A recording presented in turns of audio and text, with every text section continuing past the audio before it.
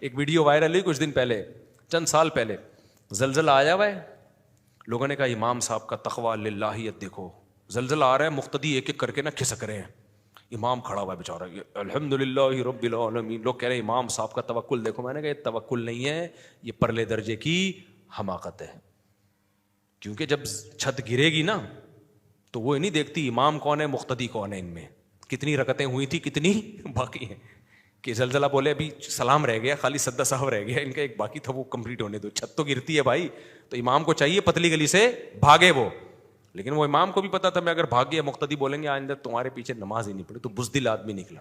جیسے ہی زلزلہ آئے ہم پہ فرض ہے جہاں بھی ہوں، چاہے تراویح میں ہو تہجد میں ہو، فوراً وہاں سے کیا کریں، بھاگیں۔ اور یہ حدیث میں ہے، نبی نے فرمایا تم میں نماز کی حالت میں کوئی سانپ دیکھے تو سانپ کو قتل کرے، جا کے نماز کمپلیٹ نہ کرے۔ ہونا تو یہ چاہیے تھا، ہمارے نبی ہمارے جو رائے ہے اس کے مطابق ہمیں نبی یہ سمجھاتے کہ جب کوئی سانپ دیکھے تو نماز میں بالکل توجہ نہ کرو، کیونکہ تمہارا کانٹیکٹ ڈائریکٹ کس سے چل رہا ہے، اللہ سے چل رہا ہے۔ ایسے موقع پہ پتہ چلے گا کس کی سچی مچی کی نماز تھی، کس کی جھوٹی موٹی کی۔ سانپ تمہیں کچھ بھی نہیں کہے گا، کیونکہ جس کی اللہ پہ نظر ہوتی ہے اس کو سانپ بچھوؤں سے ڈر نہیں ہوتا۔ تو یہ بتاتے، لیکن نبی نے ایسا نہیں بتایا، نبی نے فرمایا نماز میں سانپ نظر آئے کیا کرنا ہے، اسے مارنا ہے۔ پھر اس میں فقہا کا اختلاف ہوا کہ جب ہم اسے ماریں گے تو نماز ٹوٹ جائے گی یا نہیں ٹوٹے گی۔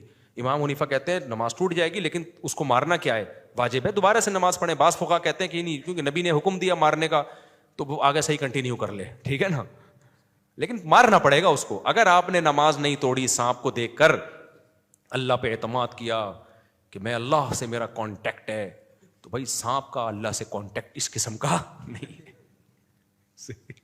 وہ ایک آدمی کسی کے گھر گیا نا، کتا بہت بھونک رہا تھا، تو مہمان ڈر گیا، میزبان نے دیکھا مہمان ڈر رہے، تو میزبان نے مہمان سے کہا آپ نے سنا نہیں ہے کہ بھونکنے والے کتے کاٹتے نہیں ہیں، تو آپ کیوں ڈر رہے ہیں؟ کہہ رہے میں نے تو سنا ہے، پتہ نہیں آپ کے کتے نے بھی سنا ہے کہ نہیں سنا، اس کو بھی یہ بات ہو سکتا ہے اس کی نالج میں نہ ہو، یہ کاٹ دے مجھے۔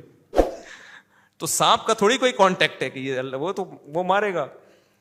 تو یہ دین فطرت ہے میرے بھائی، اس میں کوئی عجیب سی چیزیں دین میں لانے کی کوشش مت کرو۔ تبھی اسباب اختیار کرنے کا حکم دیا ہے ہمیں، اور وسائل اختیار کرنے کا حکم دیا ہے۔ بات لمبی ہو گئی، کہاں سے کہاں چلے، تو بدعت میں خلاصہ یہ نکلا، بدعت میں ٹینشنیں ہی ٹینشنیں ہیں، سنت میں راحتیں ہی راحتیں ہیں، سکون کی زندگی ہے۔ بدعت میں بڑی ٹینشنیں ہیں، کیونکہ بدعت کے پاؤں نہیں ہوتے، ٹینشنوں میں چلتے چلے جاتے ہیں آگے۔